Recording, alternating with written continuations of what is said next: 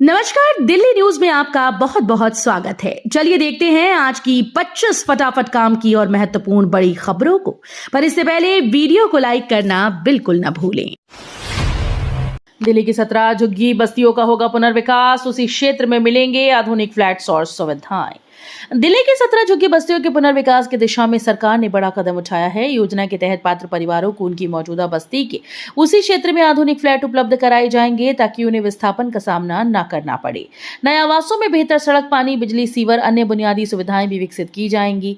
सरकार का उद्देश्य झुग्गी वासियों को सम्मानजनक आवास उपलब्ध कराना और उनके जीवन स्तर में सुधार लाना है।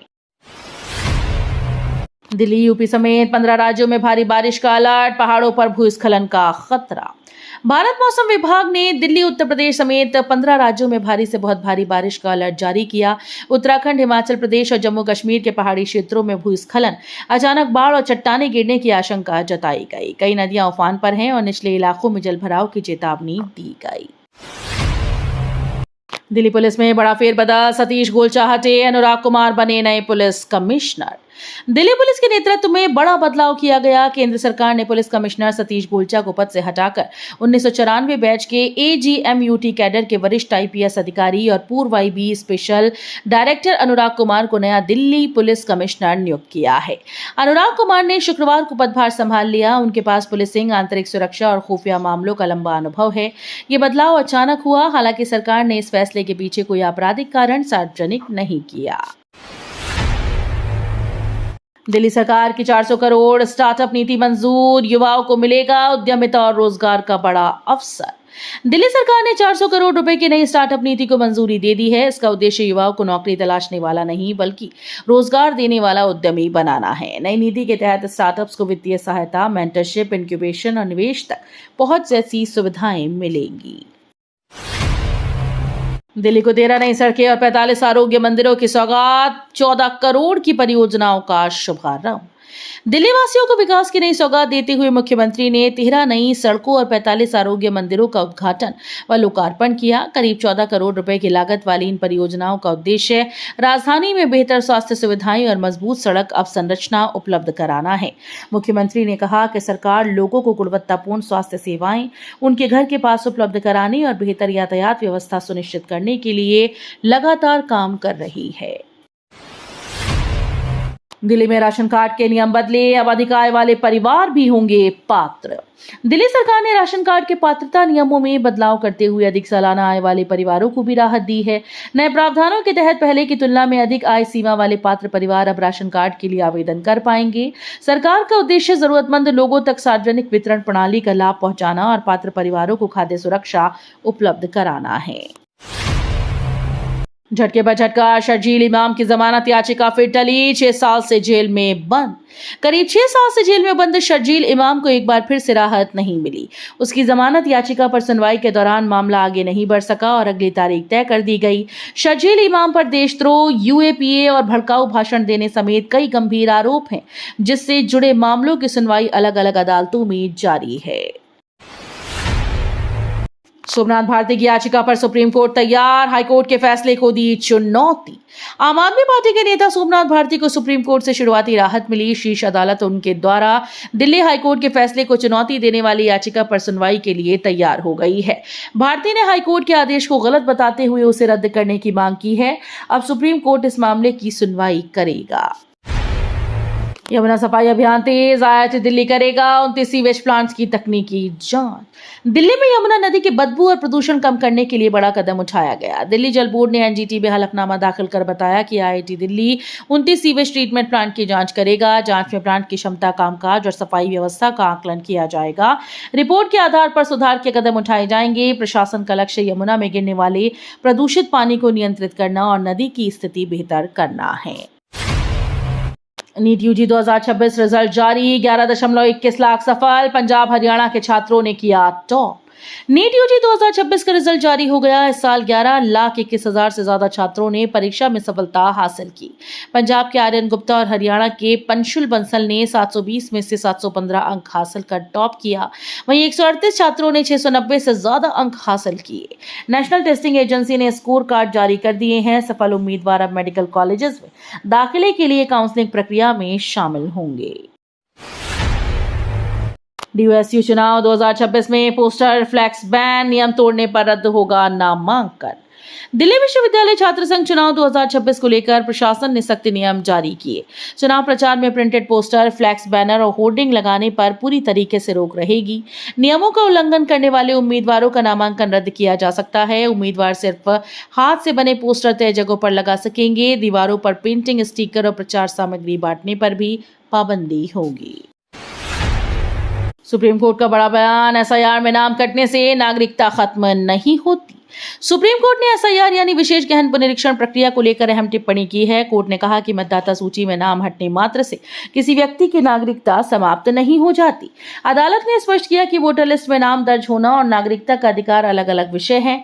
इस मामले में सुप्रीम कोर्ट ने संबंधित पक्षों की दलीलें सुनी और कहा कि प्रक्रिया के दौरान नागरिकों के अधिकारों का ध्यान रखा जाना चाहिए।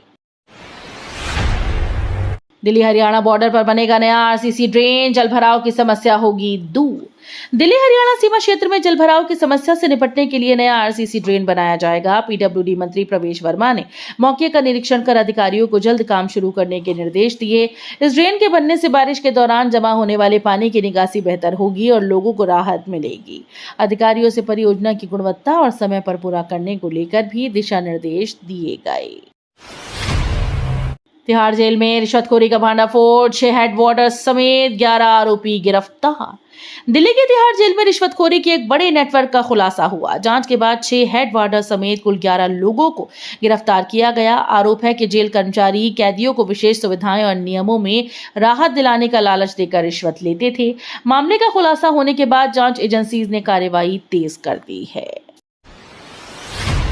जिसे शीश महल कहा, अब उसी बंगले से कमाई की तैयारी में दिल्ली सरकार। दिल्ली में सियासत से जुड़े एक बंगले को लेकर नई चर्चा शुरू हो गई। भारतीय जनता पार्टी सरकार अब उस बंगले को लीज पर देने की योजना पर विचार कर रही है, जिसे वो पहले शीश महल कहकर पूर्व मुख्यमंत्री अरविंद केजरीवाल पर निशाना साधती रही। सरकार का उद्देश्य इस संपत्ति का बेहतर उपयोग कर राजस्व जुटाना बताया जा रहा है। इस मुद्दे पर राजनीतिक बयानबाजी भी तेज हो गई है। दिल्ली में रामलीला तैयारियां तेज, आयोजकों ने एमसीडी के सामने रखी 7 बड़ी मांगी। दिल्ली में रामलीला मंचन की तैयारियां शुरू हो गई हैं। आयोजन समितियों ने तैयारियों को लेकर नगर निगम के सामने 7 प्रमुख मांगे रख दी हैं। आयोजकों ने मैदानों की अनुमति, साफ सफाई, सुरक्षा व्यवस्था, बिजली, पानी और अन्य सुविधाओं को लेकर सहयोग की मांग की है। उनका कहना है कि श्रद्धालुओं की भारी भीड़ को देखते हुए बेहतर व्यवस्थाएं जरूरी हैं। दिल्ली हाईकोर्ट ने बदली शनिवार की कार्य व्यवस्था, पहले और तीसरे शनिवार लागू होंगे नए नियम। दिल्ली हाईकोर्ट ने अदालतों की शनिवार की कार्य व्यवस्था में अहम बदलाव किया। नई अधिसूचना के तहत पहले और तीसरे शनिवार को अदालतों के संचालन से जुड़े नियमों में संशोधन किया गया। हाईकोर्ट के अनुसार इस फैसले का उद्देश्य न्यायिक प्रक्रिया को अधिक प्रभावी बनाना और लंबित मामलों के निपटारे में तेजी लाना है। नई व्यवस्था लागू होने के बाद वकीलों, वादकारियों और न्यायिक कर्मचारियों की कार्यप्रणाली पर भी असर पड़ेगा। प्ले दिल्ली प्ले पर सवाल, हजारों की एंट्री फीस से आम खिलाड़ियों की बढ़ी मुश्किलें और चिंताएं। प्ले दिल्ली प्ले अभियान का उद्देश्य खेलों को बढ़ावा देना बताया जा रहा है, लेकिन हजारों रुपए की एंट्री फीस को लेकर सवाल उठने लगे हैं। खिलाड़ियों और अभिभावकों का कहना है कि इतनी अधिक फीस आर्थिक रूप से कमजोर परिवारों के बच्चों के लिए बड़ी बाधा बन रही है।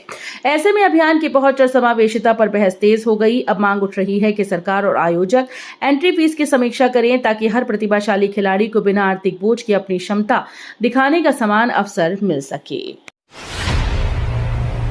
आसाराम की जमानत पर सुप्रीम कोर्ट सख्त, बोला कोई अनहोनी हुई तो दोष हम पर आएगा।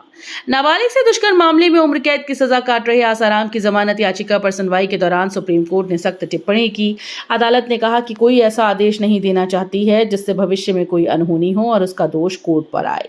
अदालत ने आसाराम की उम्र और स्वास्थ्य संबंधी दलीलों पर भी विचार किया, लेकिन फिलहाल राहत देने से इनकार कर दिया। 20 जुलाई से मानसून सत्र, 7 बिलों की तैयारी, वंदे मातरम और विदेशी चंदे पर सख्ती संभव। 20 जुलाई से शुरू होने वाले संसद के मानसून सत्र में केंद्र सरकार 7 अहम विधेयक पेश करने की तैयारी में है। इनमें वंदे मातरम के अपमान या गायन में बाधा डालने पर दंड का प्रावधान करने वाले संशोधन विधेयक और विदेशी चंदा नियमन कानून में बदलाव शामिल है। इसके अलावा आयकर, जन्म मृत्यु पंजीकरण, सुप्रीम कोर्ट में जजेस की संख्या और एमएसएमई से जुड़े संशोधन भी एजेंडे में शामिल हैं। राजनाथ सिंह के आवास पर आज एनडीए की अहम बैठक, मानसून सत्र की रणनीति पर मंथन। संसद के मानसून सत्र से पहले आज रक्षा मंत्री राजनाथ सिंह के आवास पर एनडीए की अहम बैठक होने जा रही है। बैठक में सरकार और सहयोगी दल सदन की रणनीति, प्रमुख विधेयकों और विपक्ष के संभावित हमलों का जवाब देने की तैयारी पर चर्चा करेंगे। सूत्रों के मुताबिक नीट पेपर लीक, राम मंदिर दान, संवैधानिक संशोधन समेत कई अहम मुद्दों पर भी मंथन हो सकता है। क्रॉस वोटिंग पर आपकी बड़ी कार्रवाई, 3 पार्षद सस्पेंड, अनुशासनहीनता पर सख्त संदेश जारी। दिल्ली में आम आदमी पार्टी ने क्रॉस वोटिंग के आरोप में अपने 3 पार्षदों को सस्पेंड कर दिया है। पार्टी का कहना है कि इन नेताओं ने आधिकारिक रुख के खिलाफ मतदान किया, जिससे संगठन के अनुशासन और छवि को नुकसान पहुंचा है। आप नेतृत्व ने साफ किया कि अनुशासन से किसी भी तरह का समझौता नहीं किया जाएगा और भविष्य में नियमों का उल्लंघन करने वालों पर सख्त कार्रवाई की जाएगी।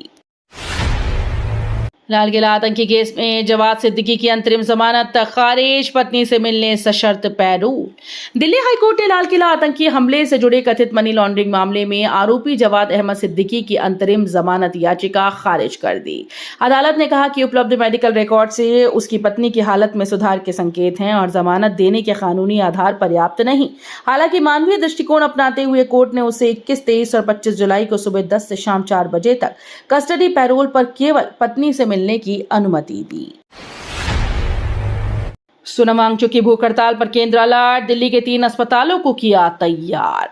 सोनम वांगचुक की भूख हड़ताल तीसरे सप्ताह में पहुंचने के बाद केंद्र सरकार सक्रिय हो गई। केंद्रीय स्वास्थ्य मंत्रालय ने दिल्ली के 3 सरकारी अस्पतालों को अलर्ट पर रखा है और डॉक्टर्स को दिन में 2 बार स्वास्थ्य जांच के निर्देश दिए। वांगचुक की बिगड़ती सेहत और संभावित मेडिकल इमरजेंसी को देखते हुए ये कदम उठाया गया। सुप्रीम कोर्ट ने कहा, ट्रेन टिकट न होने मात्र से रेल हादसे का मुआवजा दावा खारिज नहीं। सुप्रीम कोर्ट ने अहम फैसले में कहा कि केवल ट्रेन का टिकट न होने के आधार पर रेल दुर्घटना मुआवजे का दावा खारिज नहीं किया जा सकता। अदालत ने यह स्पष्ट किया कि यदि उपलब्ध साक्ष्यों से यह साबित होता है कि व्यक्ति रेल हादसे का शिकार हुआ था, तो टिकट का अभाव अकेला कारण नहीं बन सकता। कोर्ट ने कहा कि ऐसे मामलों में सभी परिस्थितियों और सबूतों का समग्र मूल्यांकन किया जाना चाहिए। तो ये थी आज की बड़ी खबरें। रोजाना ऐसे ही सबसे पहले अपडेट पाने के लिए चैनल को सब्सक्राइब करना बिल्कुल न भूलें। धन्यवाद।